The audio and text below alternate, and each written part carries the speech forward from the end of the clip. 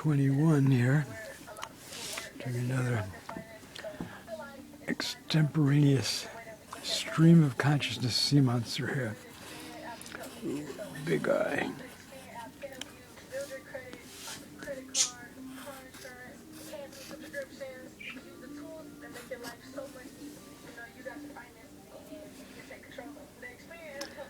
Two eyes or one? Yeah, we'll just do one. Might give it some kind of fishy fins.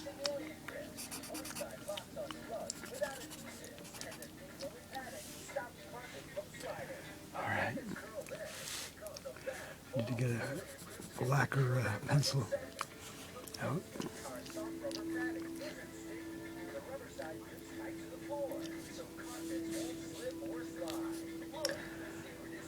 Okay, so we got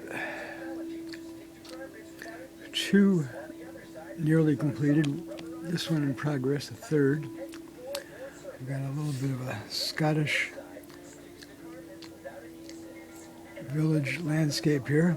A tree, some houses, I don't know, flying something or other like a kite or a small toy-sized plane, and a bird that was probably a seagull, that's my guess.